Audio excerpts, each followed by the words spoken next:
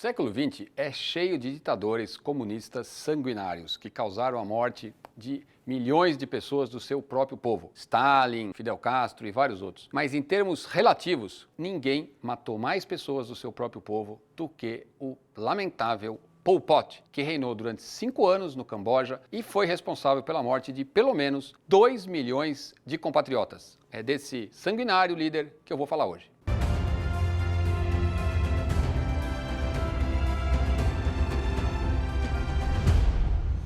Pol Pot nasceu com o nome de Salot Sat. Ele era filho de um rico fazendeiro em 1925. Na época, o Camboja fazia parte da Grande Indochina, que era uma região na Ásia colonizada pelos franceses. Seu pai era rico, portanto ele teve acesso a escolas e o governo francês oferecia bolsas de estudo para filhos da elite para irem estudar em Paris. E em 49, o Salot Sat foi então para Paris estudar, mas ele não queria saber de estudar. Acabou conhecendo o Partido Comunista, leu Marx, leu os comunistas e ficou, enfim, muito interessado nesse assunto. Como ele praticamente não aparecia para estudar, acabou tendo sua bolsa interrompida e retornou para o Camboja. Em 1953, o príncipe Sihanouk, que era o príncipe do Camboja, faz um acordo com a França e o Camboja fica independente. Ele então vira o rei Sihanouk e vai governar o país. Entre 1960 e 1970, ele vai governar como presidente. Ele decidiu então estabelecer essa república. Ele vai ser um ditador, mas não um ditador daqueles que manda prender todo mundo. Um ditador, é claro, mas o país caminhava razoavelmente bem. Voltando aqui ao nosso personagem, ele retorna para o Camboja e vai ser professor nesse novo Camboja. Mas ele começa a militar no que era o Partido Comunista do Camboja, tinha um outro nome, mas digamos que era esse o nome, e a partir de 65 ele decide que vai se dedicar exclusivamente a isso. Muda seu nome para Pol Pot e vai virar o líder desse partido. Com isso, em 66, ele é convidado por Mao Tse-tung para visitar a China. E lá ele fica maravilhado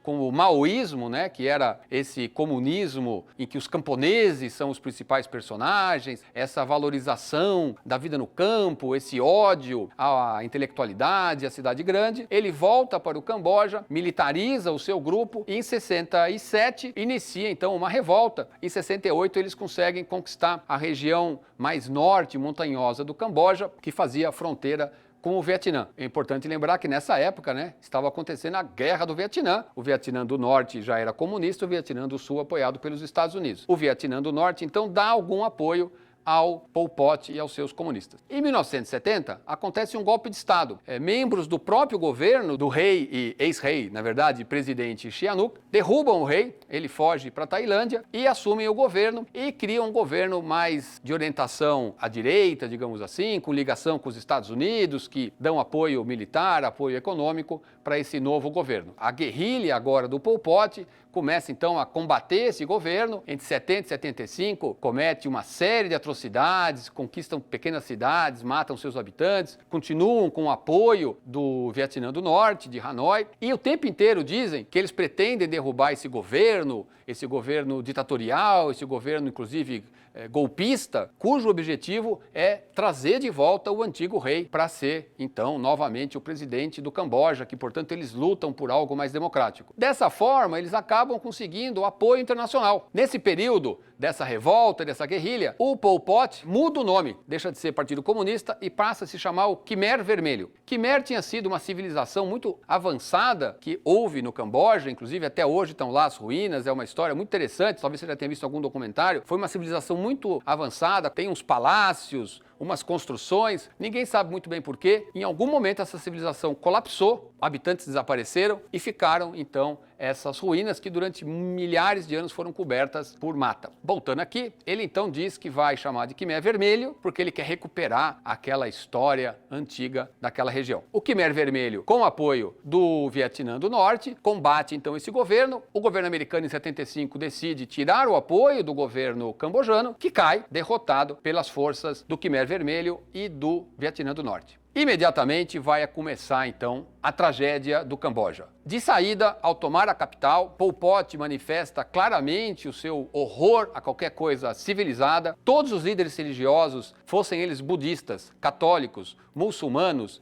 de qualquer religião são sumariamente executados. Os professores, os intelectuais, os escritores têm o mesmo destino. Para você ter uma ideia, pessoas que fossem encontradas de óculos quase sempre eram mortas, porque isso era um símbolo da burguesia decadente, porque ler livros, por exemplo, também era uma atitude completamente equivocada. A capital do Camboja, na época, era uma cidade de 2 milhões de habitantes, uma cidade metropolitana, que tinha prédios, uma vida cultural, uma vida econômica. Pol Pot decide que todos esses moradores têm que ser levados para o campo, para trabalhar na agricultura, trabalhos forçados. Quem não era morto imediatamente era então enviado para trabalhar praticamente como escravo nessas plantações ou nesses trabalhos no campo, em condições absolutamente horríveis, sendo torturados. As pessoas ou morriam de fome, ou morriam de falta de energia, ou acabavam morrendo assassinadas, porque qualquer falha era motivo. Alguém que eventualmente fizesse sexo era morto. Alguém que eventualmente pedisse comida era morto. Inclusive, as pessoas muitas vezes eram obrigadas a cavar uma cova e aí os soldados espancavam a pessoa ou esfaqueavam a pessoa e jogavam ela na cova, porque Pol Pot tinha dado ordem de não gastar sequer uma bala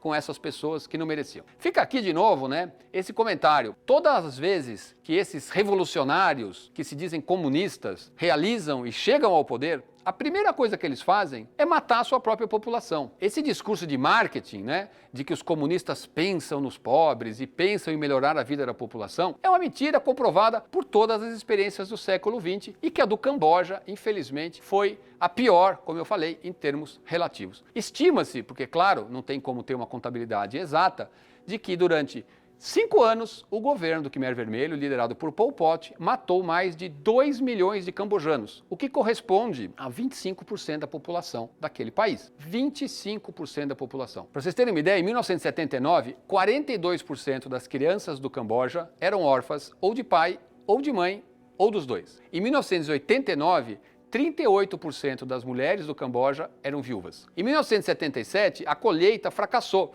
Teve uma seca e não resultou a comida necessária.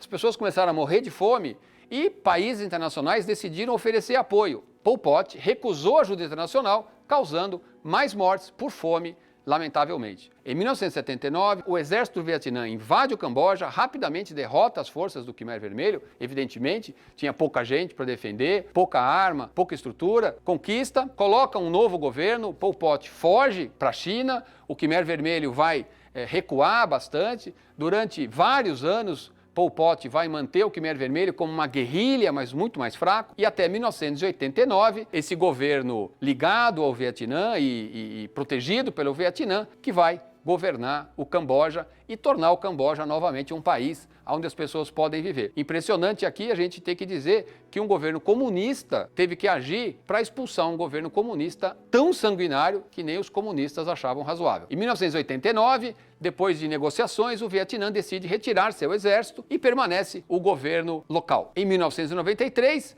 já existem partidos políticos e pela primeira vez acontece uma eleição e começa uma nova vida no Camboja. Um país que tinha ficado enormemente empobrecido, mas que começava a recuperar uma vida minimamente razoável e estável para o seu país. Um filme que fala disso, inclusive na época foi indicado para Oscars, é Os Gritos do Silêncio. Um filme muito impressionante, filme que vale a pena você tentar encontrar. É um dos poucos relatos, porque o personagem principal é interpretado por um homem que passou pelas barbaridades e conseguiu sobreviver, escreveu um livro e o filme foi produzido em Hollywood, inclusive, foi indicado para Oscars, como eu falei, é um belíssimo filme, vale a pena assistir. Fica aqui mais uma vez, esse exemplo de uma pessoa que se julgava melhor do que todos, que julgava que tudo estava errado, que ele é que sabia a verdade, que ele tinha que criar um novo homem, um novo mundo, e claro, deu errado, mas infelizmente deu errado para milhões de pessoas que perderam suas vidas, que perderam suas condições. Mas além dos mortos, a gente tem as pessoas que não morreram, mas que sofreram e padeceram coisas horríveis durante esse tempo. Depois do fim do governo, claro, foram feitas escavações e foram encontradas centenas de covas